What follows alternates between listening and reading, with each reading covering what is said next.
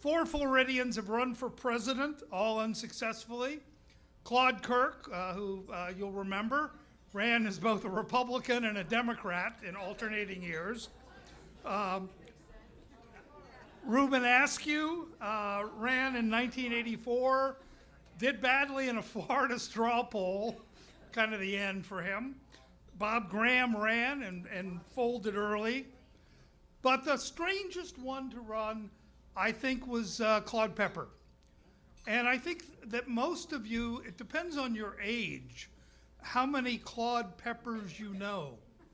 There is the Claude Pepper of the 60s and 70s and 80s, the champion for senior citizens, the champion for Medicare and Medicaid and Social Security expansion.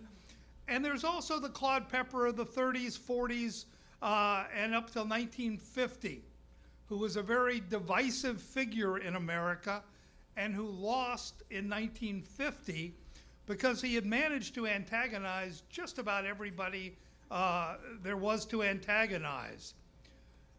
Beginning with the death of Franklin Roosevelt at the end of World War II, Pepper got a giant chip on his shoulder. He thought he should have been president instead of Harry Truman.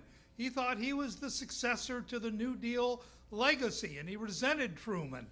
And he became a critic of Truman. He began at many public forums criticizing Truman.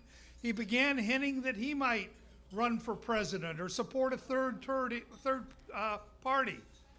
Finally, he said he would support Truman, and then decided to lead an effort to dump Truman as president. Truman, boy, he remembered it if you didn't like him. And Pepper looked around for other candidates. He tried to get Dwight Eisenhower to run as a Democrat.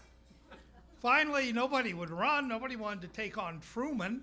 Nobody thought he was going to win the presidency that year, but nobody wanted to take him on in the Democratic convention. Finally, Claude Pepper declared his candidacy for president at the convention. He was a candidate for president for exactly 24 hours. But it probably cost him his Senate seat in 1950. He had only 5 votes out of the entire convention. The New York Times called it the funniest thing to happen at the Democratic convention, Claude's candidacy. And 24 hours later, Claude withdrew, saying he was releasing all of his support. Claude had alienated Truman, who called him, quote, nothing but a publicity hound. And a year later, President Truman sent for George Smathers, a young congressman from South Florida. Smathers had taken the courageous stand of endorsing Truman early in 1948, campaigning for him and working very hard to get him reelected. Harry Truman knew that. He sent for Smathers and said, I want you to get down to Florida, travel around the state, and see about running against, quote, that SOB, Claude Pepper. Smathers did, came back, reported to the president, and the rest is history. He declared his candidacy and won the Democratic nomination. If this election were happening today, remember there was no Republican Party back then. So I think George Smathers would have been the Republican and Claude Pepper would have been the Democrat. But back then you had to run as a Democrat because there simply was no Republican Party. That would be another decade or so off. The Republican candidates generally got 30% of the vote, 35% of the vote. The guy who did the best was Howie. And if you're from Howie in the Hills, Howie in 1928 ran and got the astounding total of 40% for governor, which was a Republican record. Um, the Pepper had other things going against him. He had antagonized the medical profession, backing what he called what was then known as socialized medicine, the idea of the government getting involved in medical care. And the entire medical establishment lined up, and every doctor was asked to call each of their patients and urge them to vote against Claude Pepper. That could never happen today, of course. That's no longer an issue. But he had also made key mistakes in judging world affairs. Pepper was right, and sometimes when people are right, it goes to their head and they think they're always right. In this case, Pepper had warned of the rising Nazi threat. He had called on America to be ready, that he said we were going to get into a war with Germany. And people just mocked him. They treated him like he was crazy, even on the Senate floor. Other senators, newspapers would write about it, would roll their eyes when Claude got up to talk about Nazi Germany and how there was a threat from Nazi Germany. By the way, Claude did also warn us, or told us, that we did not have to be concerned about a threat from Japan. Yeah.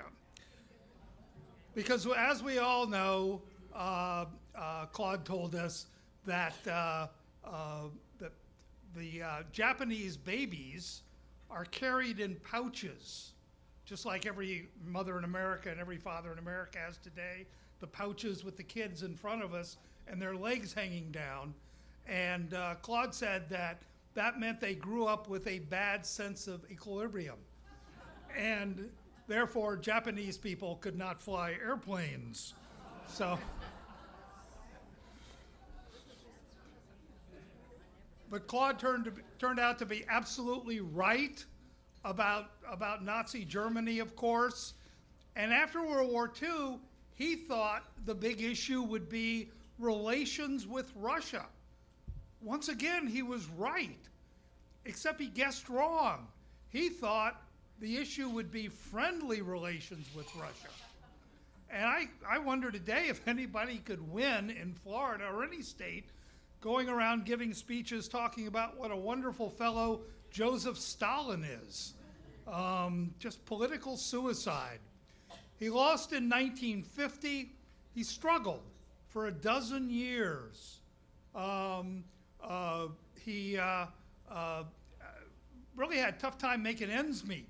He had antagonized so many people, so many industries, so many companies, that his legal practice suffered.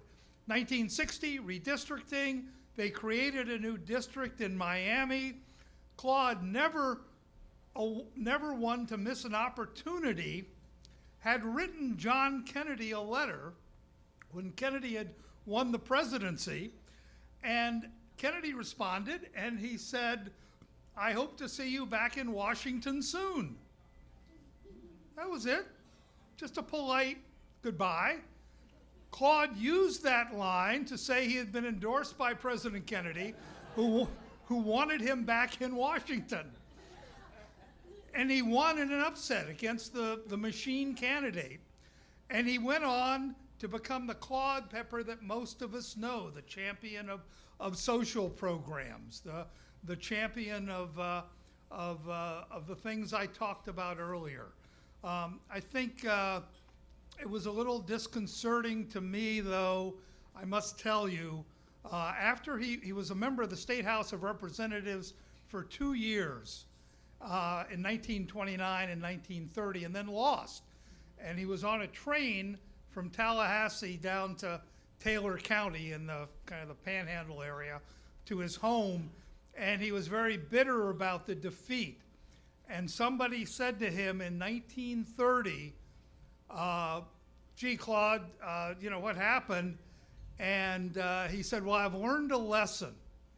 and he said, if I ever get back into office, I am going to vote for every spending bill that comes along. And sure enough, over a period of a half a century, every time a spending bill came up, Claude Pepper voted for it. Sometimes it was identical bills, you know, like his version and somebody else's version. He voted for both versions. He died in 1989.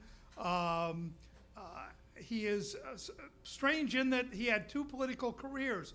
He was both on the cover of Time magazine in the 30s and again in the 1980s, half a century apart, and talking about his political prowess. I think Claude, it's nice that there are events like this to remember Claude. Even today, there is a Smathers-Pepper rivalry. These two were always kind of taking shots at each other.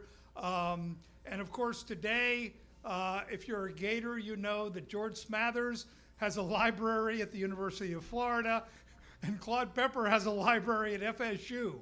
So they both have competing libraries today.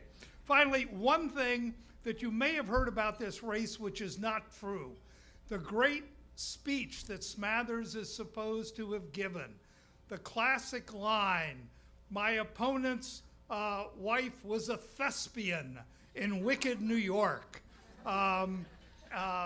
Using words like that, which were supposed to confuse North Florida voters, the crackers. The speech over the years has grown. People have added to it, and I am sorry to tell you the speech is a myth. It was never given, and it was just a running joke by people on the campaign bus that year.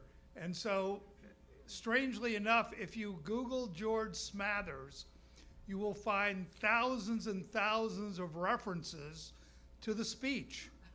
And Claude Pepper is still widely known today. And the thing that George Smathers is best known for is for a speech he never gave. Thank you very much.